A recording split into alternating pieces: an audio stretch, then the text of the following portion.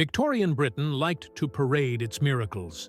Steam that moved mountains, ships that circled the globe, cathedrals of glass and iron where sunlight pooled on polished floors and the future felt inevitable.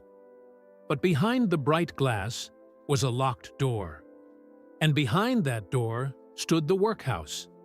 It was not a place of charity as we understand it.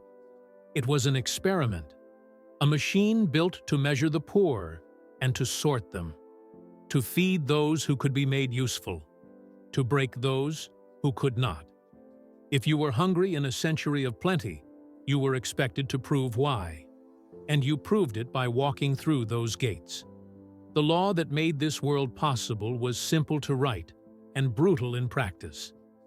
After 1834, parish relief in cash or food would be withdrawn for most.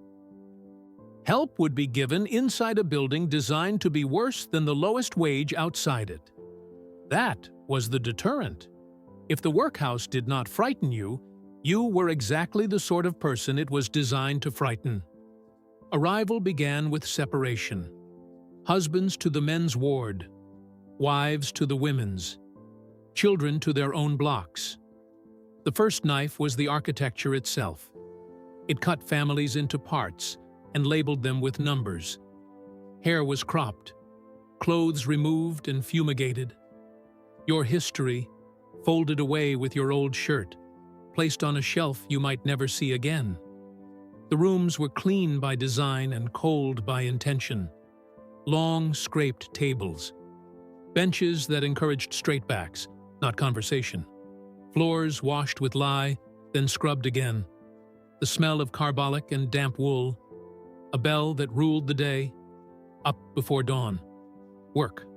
Rations. Work again. Silence as virtue, obedience as currency. Food was fuel, nothing more. Gruel heavy with oats or barley, thin as water on bad weeks. Bread cut to a standard ounce. Meat, occasionally. Cheese, rarely. The rules spelled out every ounce and every exception. If you were punished, the punishment was hunger. If you were rewarded, the reward was the absence of punishment. Work was not for profit alone. It was for policy. Unpick old rope for hours until your fingertips bled and your lungs filled with fiber. Break stones for a road you would never travel. Grind bones for fertilizer and learn what famine smells like when it is dry. The tasks were chosen to be dull, and they succeeded. Fatigue flattened thoughts that were not about survival. Illness was constant. The workhouse was one of the few places a poor person might see a nurse or a doctor, yet fear haunted the infirmary. The same state that dressed your wounds also owned your body once it cooled. Under the Anatomy Act, the unclaimed dead repaid their debt to society by teaching medical students where tendons ran and where failure lived. Families begged, borrowed, and went hungry to pay for burials, just to keep their loved ones whole. But the workhouse did not run on starvation and rules alone. It ran on judgment. Every ledger divided the poor into deserving and undeserving. Widows with children and elderly laborers who had given their strength to other men's fields could be pitied. The idle, the alcoholic, the refractory were to be disciplined. These categories were elastic. They snapped to fit budgets and prejudice. To see it up close, imagine Lambeth at the end of the 19th century. Smoke, soap boilers, wharves, and crowded tenements. A singer loses her voice. Her husband is gone. Two boys tug at her sleeves because hunger is louder than pride. She walks to the gates because the gates are the last thing left. Inside, she becomes a number. Her children are marched away. A week later, she looks older, thinner, and ashamed in the visiting room. She smiles because mothers smile for children, even when the room is made to choke it away.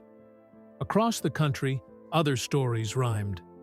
In Glasgow's poorhouse, men with coughs that never ended came and went like the seasons. They were patched up when they could no longer stand, stamped as malingerers when they could, then emptied back onto the street once the fever broke. Return when worse.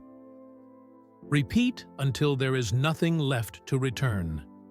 To officials, this was efficiency. To families, it was erosion.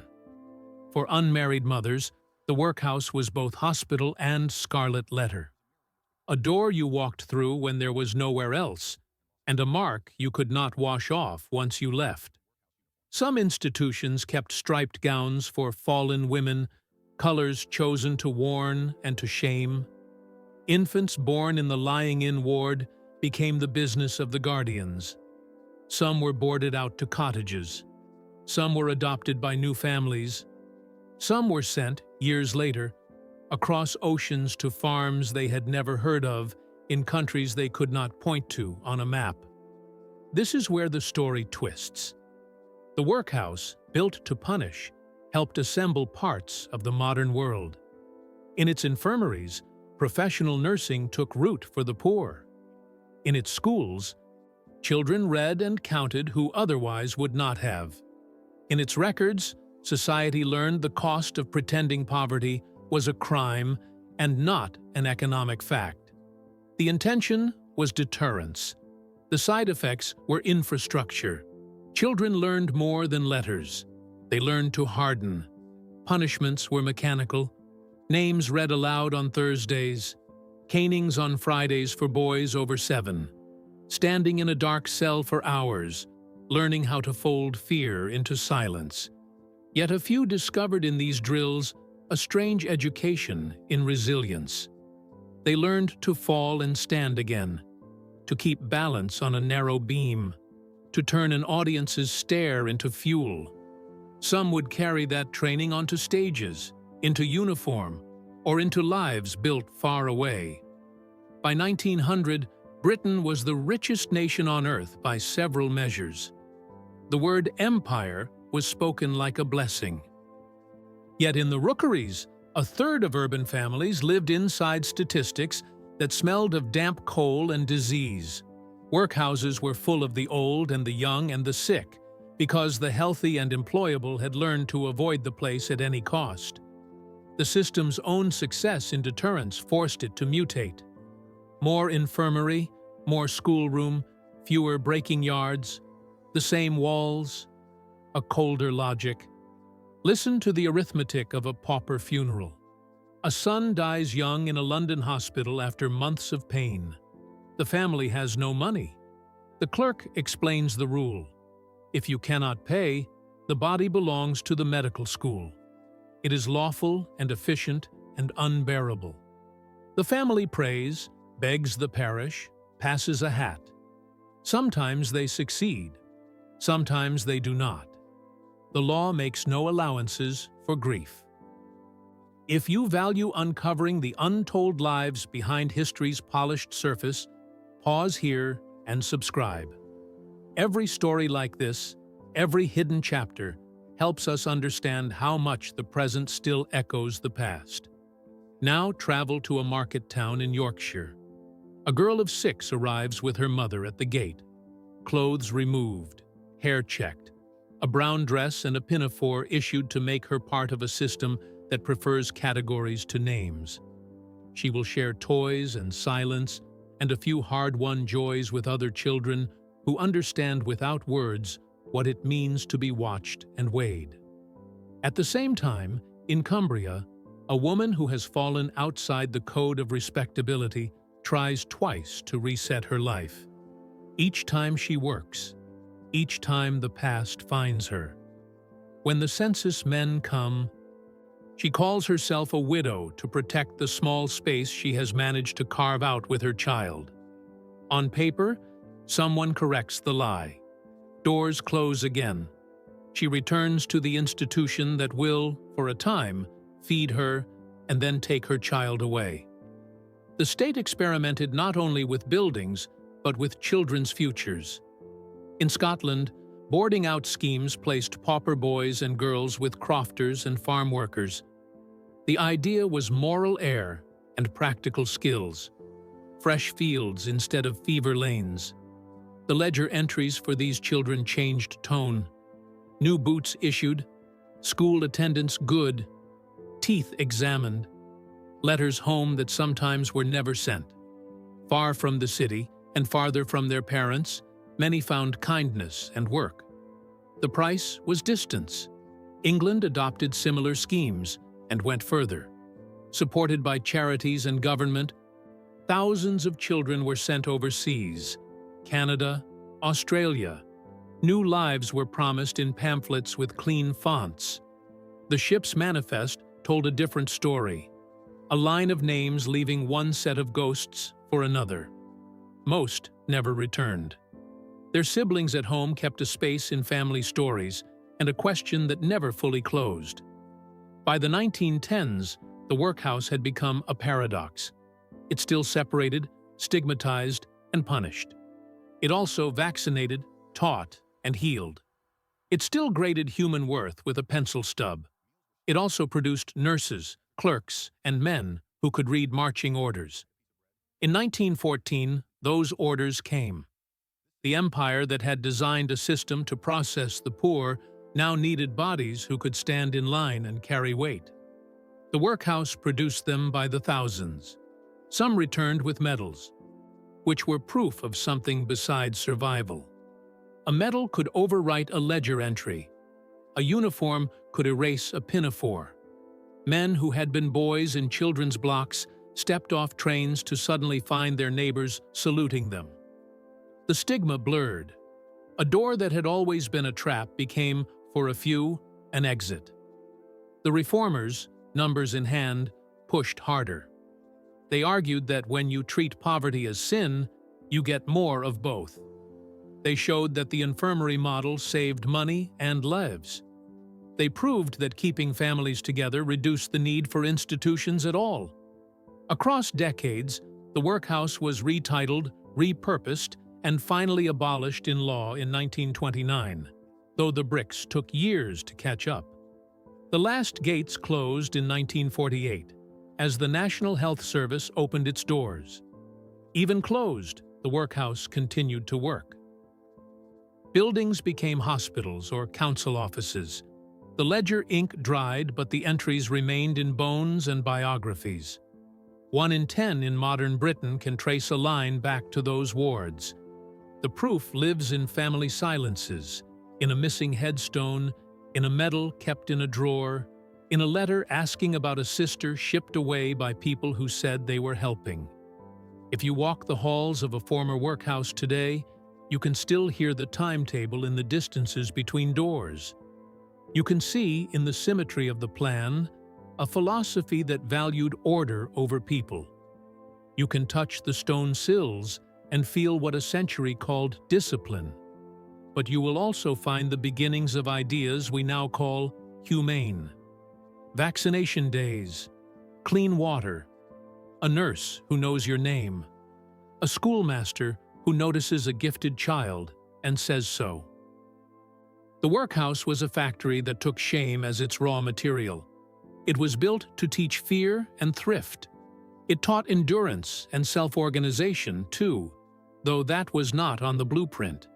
It tried to make the poor disappear into rules.